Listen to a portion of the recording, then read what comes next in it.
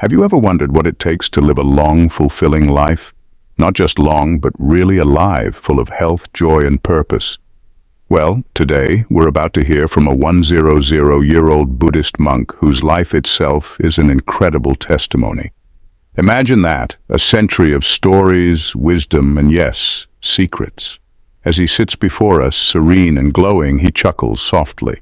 People ask me all the time, how did you make it this far? He says with a glint in his eye. The secret isn't in a magic pill, and you won't find it in a fortune cookie. It's in how you live each moment, each breath. His teachings, distilled over decades, offer us more than just tips. They're a blueprint for a meaningful, joy-filled life. In his words, life is about embracing simplicity, nurturing compassion, and ironically, letting go of our obsession with living longer. But how does that work? How does a mindset like that add years, vitality, and depth to life? Buckle up, because what follows is no ordinary wellness guide. It's a blend of ancient wisdom, timeless practices, and a few unexpected twists. The monk's wisdom unfolds across 5 powerful secrets. Secrets he calls the treasures of a long life. Ready to unearth these treasures? Let's begin with the first. Section 1. The power of being present. The monk begins with a phrase that feels almost too simple. To live a long life, you must first learn how to live in the present. Sounds like a line straight out of a meditation app, right? But his version comes with a twist. Imagine you're eating a piece of fruit, he says. When you bite into it, are you tasting it or are you already thinking about the next bite? In his view, living in the present isn't just about mindfulness, it's about savoring every moment. He tells a story from his younger days. There was a time, he recalls, when he was rushing through everything, meals, chores, even meditation. The irony, he laughs, is that I was so focused on being efficient that I missed life itself. So what does it look like to live in the present? For the monk, it's about finding joy in the small things, the warmth of the sun on your skin, the texture of the food on your plate, the sound of your own breathing.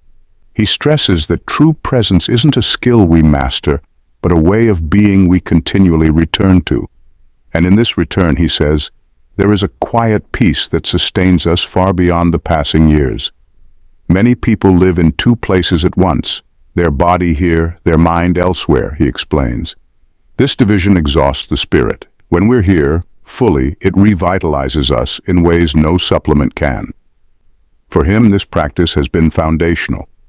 While others obsess over how to extend their lives, he's focused on how to make each moment more meaningful.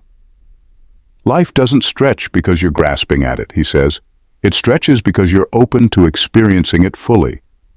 The monk compares our habit of rushing to being a bird who spends all his time flapping, afraid he'll fall if he stops. But when the bird finally learns to glide, he discovers a new ease. I am not saying that life will always feel easy, the monk smiles. But when you live here, in this moment, there's a natural rhythm that keeps you afloat.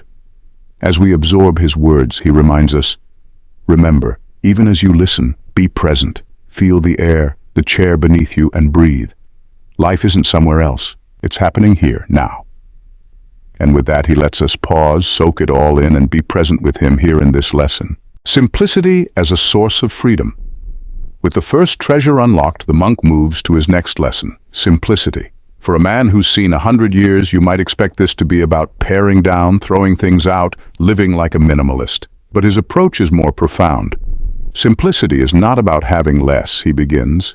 It's about making space for what truly matters. He describes how his own life gradually shifted to simplicity, not by discarding possessions, but by re-evaluating his attachment to them. When I was younger, I had a small bowl that I treasured, he shares. One day, the bowl cracked. I was heartbroken. Then I realized it wasn't the bowl that was important, but what it symbolized to me, comfort, familiarity, and so I let it go.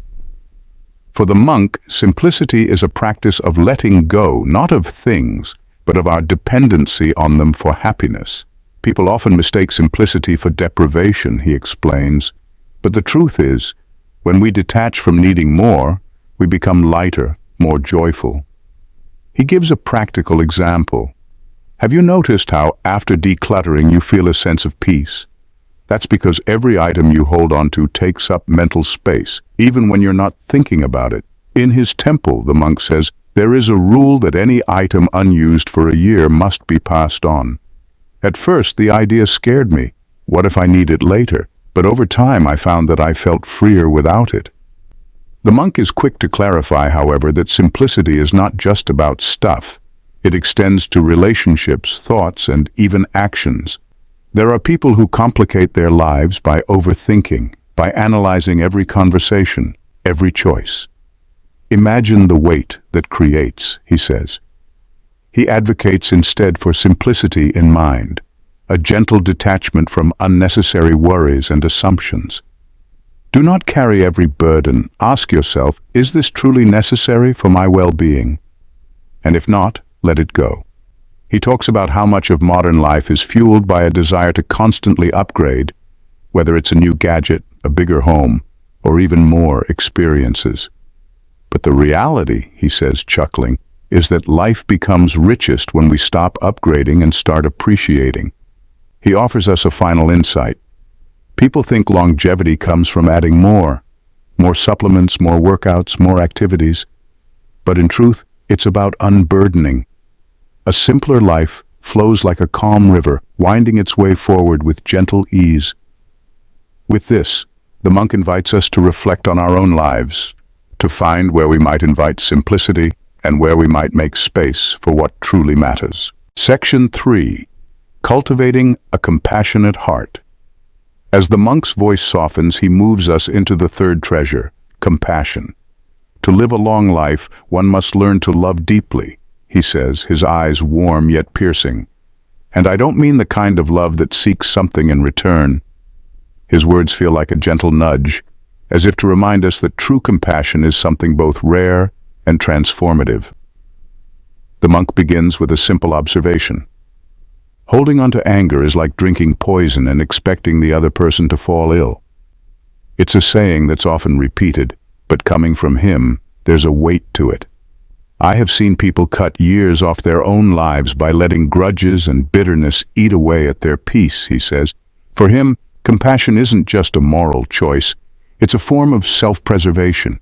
He describes compassion as a practice that heals both the giver and the receiver. In his view, a compassionate heart works like a balm, soothing the rough edges of life. When we choose to forgive, to show kindness, we free ourselves from the chains of resentment. And in this freedom, the monk says, lies the secret to a peaceful, long life. The monk shares a story from his time in the temple. There was a young man who had come to him, burdened by hatred for someone who had wronged him. The monk listened patiently, nodding with understanding, and then he handed the man a small stone. Carry this with you everywhere you go, he instructed. A week later, the young man returned, exhausted from the weight of the stone. Now you see, the monk told him, anger is the same. It weighs you down every moment you carry it. Through compassion, the monk says, we lighten our spirits, we open ourselves to joy. Do not mistake compassion for weakness, he adds. It takes great strength to choose kindness when wronged. He speaks of compassion as a courageous act, one that brings a quiet strength to the soul. Imagine you are a flame, he says. When others blow cold winds your way, your warmth remains because it is your nature, not theirs, that defines you. He explains how this quality has extended his own life. By releasing anger, envy, and resentment, he's created a space within himself for peace. Anger corrodes, but compassion builds, he says, in a way that makes you feel the truth of it in your bones. Compassion, he suggests, isn't just about loving others, but learning to be kind to ourselves as well. Be gentle with your own heart, he whispers. You have carried much, endured much. The monk's words remind us that compassion isn't just a gift to others, it's a gift to ourselves.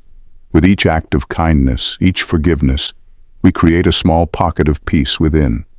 And a peaceful heart, he explains, is a heart that endures. Compassion lengthens life, he concludes, because it lightens the soul. His words linger in the air, settling into a place deep within us. As we sit there, quietly reflecting, he invites us to consider our own lives. Whom can we forgive? Whom can we show kindness to today? And perhaps most importantly, how can we show compassion to ourselves? Embracing impermanence.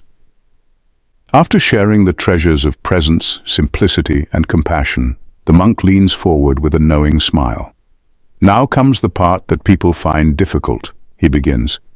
To truly live a long life, you must first understand that life itself is fleeting. His words carry a quiet power, the kind that makes you pause and hold your breath for a moment. He introduces the concept of impermanence. Everything you see, touch, or feel, it's all temporary, he says. For many of us, this idea can be unsettling, but for the monk, impermanence is a source of liberation.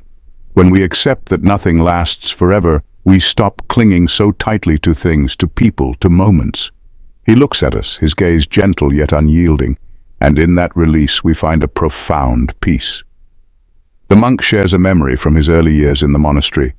At first he found the rituals of daily life repetitive, even tiresome. But as he began to see each day as unique, each sunrise as the only one of its kind, he experienced a shift. I realized that each moment, no matter how ordinary, was precious because it would never come again, he says.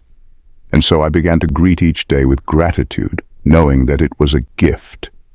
In his view, embracing impermanence is the key to a joyful, resilient spirit. Most people fear the passage of time, but I have learned to see it as a teacher, he says. It reminds us to live fully, to love fiercely, and to let go when it is time. For him, this acceptance has been a gateway to peace. When we stop fighting the natural flow of life, we open ourselves to a deeper harmony. The monk illustrates this with a metaphor. Imagine life as a river. If you try to hold on to every droplet, you'll miss the beauty of the current. But if you let go and flow with it, you'll experience the river in all its fullness. This simple analogy captures the essence of his teaching, that by embracing impermanence, we free ourselves from fear and open our hearts to the beauty of each passing moment. He acknowledges that this isn't easy. Our minds cling to what we love, to what is familiar. But true wisdom lies in knowing that everything has its season. He pauses, allowing his words to sink in. When you can look at life with eyes that accept change, you become like a tree, rooted yet flexible. Storms may come, but you remain grounded because you understand that they, too, will pass. The monk closes this lesson with a final thought. Impermanence isn't something to fear. It is what makes life so vivid, so meaningful. Each moment, each experience is precious precisely because it won't last forever. With this, he leaves us with a question. Can we too learn to see the beauty in change, in endings, and in new beginnings, finding joy in service? Having led us through the treasures of presence, simplicity, compassion, and impermanence, the monk now turns to the fifth and final secret, service. A life lived for oneself is a small life, he says with a smile. But a life lived for others, that is where true joy lies. To the monk, service isn't about grand gestures or heroic acts. It's about finding small ways to make a difference in the lives of those around us. He explains that in his early years he was often preoccupied with his own growth, his own enlightenment. But over time he realized that true fulfillment came when he began to look outward, to see how he could help others. There is a simple joy, he says, in giving without expectation. He shares a story about an elderly woman he once helped carry firewood up a mountain path. I was exhausted by the time we reached her door, he chuckles, but the smile on her face was worth every step. In that moment he felt a warmth, a lightness that he could never find in solitary pursuits. It was then I understood that service, even the smallest act, is a path to lasting happiness. The monk explains that service is about more than just helping others. It's about shifting our perspective from I to we. When we serve, we dissolve the illusion of separateness, and in that unity, we find a sense of belonging. When you give to others, he says, you are also giving to yourself because we are all connected. He describes how, over the years, this practice has deepened his own sense of purpose.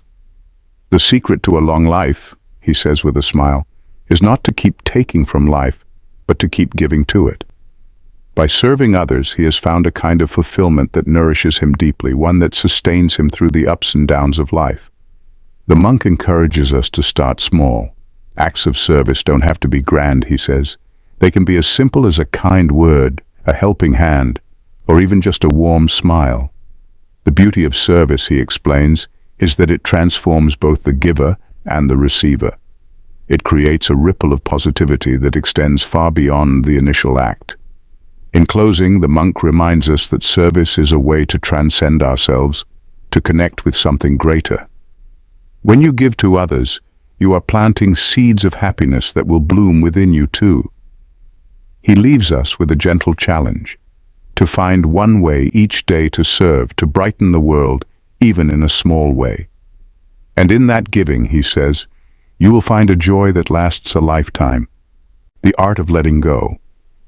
With a soft smile, the monk leans back and says, now we come to the final treasure, the art of letting go. His voice is gentle yet firm, as if preparing us for a truth both simple and profound. Letting go, he begins, is perhaps the hardest lesson to learn, but it's also the one that brings the most peace.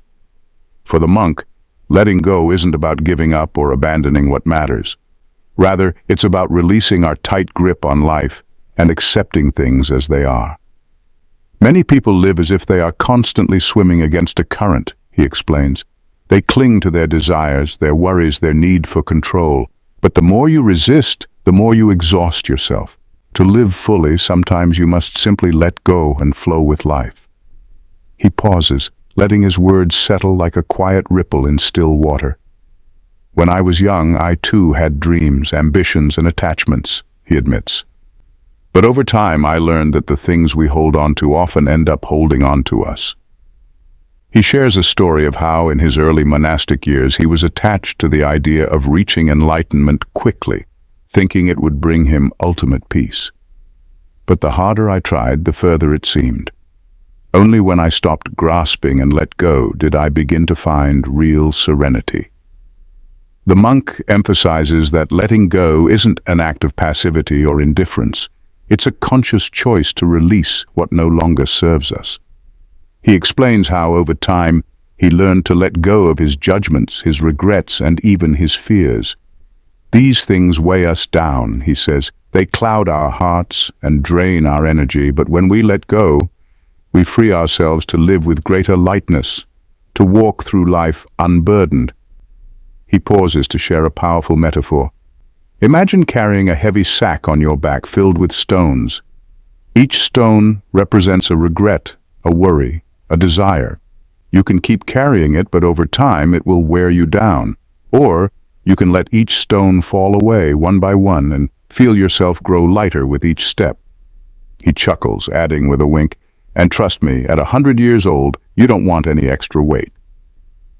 The monk's humor is gentle, yet it underscores a timeless truth. The longer we carry unnecessary burdens, the more they weigh on us. In practical terms, the monk suggests starting small. Let go of minor frustrations. A delayed bus, a harsh word, a missed opportunity. By practicing in these small ways, you build the resilience to release bigger things over time. He explains that this practice of letting go doesn't mean you won't experience pain or loss. It simply means you won't be crushed by them. People often ask me how I've kept my joy and peace for so long, he says thoughtfully. It's because I don't cling to things. I've learned to let experiences come and go, like waves passing through my life. I savor each one, but I don't hold on too tightly. This way, I remain open to what each moment brings without fear or regret. The monk's final insight is a gentle reminder that letting go doesn't mean we stop caring. On the contrary, he says, when you let go, you can love and care more deeply because your heart isn't clouded by fear of loss. His words encourage us to see letting go not as an end, but as an invitation to experience life with greater clarity and openness. As he finishes, he offers us a quiet challenge. Today, think of one thing you're ready to release, perhaps a worry, a regret, or a need for control. Set it down, even if just for a moment, and notice how it feels to be free. With that, the monk falls silent, letting his words resonate. In that silence, we can feel the wisdom of his century-long journey. His 5 treasures, presence, simplicity, compassion, impermanence, service, and letting go, each unfold as a path to a life that's not only long, but full, vibrant, and deeply meaningful. Conclusion: a life well lived. As we reach the end of these 5 ancient secrets, imagine our 100-year-old monk once more, sitting peacefully, his eyes closed, that serene smile still gracing his face. He isn't holding the keys to wealth or fame. His life has been simple, quiet, and yet so profoundly rich. Why? Because he has lived every single day fully awake to the beauty, depth, and impermanence of each passing moment. His secret to a long, fulfilled life isn't locked in some distant temple or buried in ancient texts. It's here, in the small practices that any of us can begin, if only we're willing to pause, listen, and live with intention. Life, in its essence, is a fleeting dance. The monk's wisdom reminds us that it's not about how many breaths we take, but how many moments take our breath away. It's about seeing the world through a lens of compassion, finding joy in the ordinary, moving in harmony with nature, and embracing each moment with a calm, present heart. These aren't just lessons for longevity. They're a blueprint for a life that feels truly alive.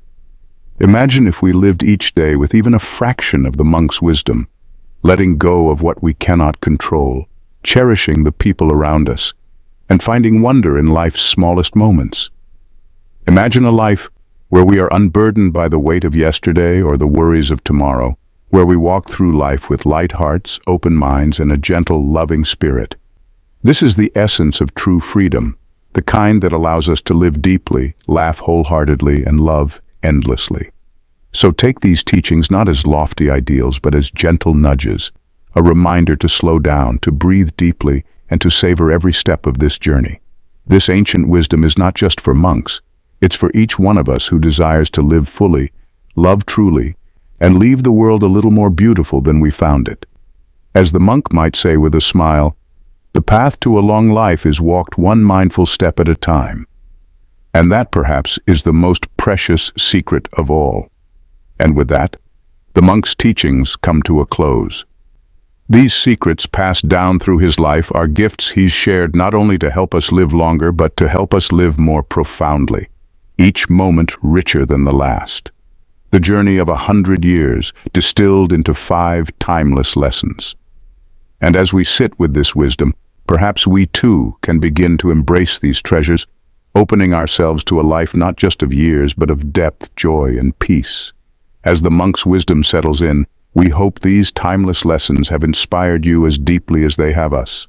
If you found value here, we'd love for you to join us on this journey. By subscribing to our channel, you're not just signing up for videos. You're joining a community dedicated to learning, growing, and uncovering wisdom that stands the test of time. So hit that subscribe button and be sure to ring the notification bell so you'll never miss out on future insights. Let's keep walking this path together, discovering more treasures along the way. Thank you for watching, and here's to a life filled with meaning, joy, and a touch of ancient wisdom. Till next time, namaste.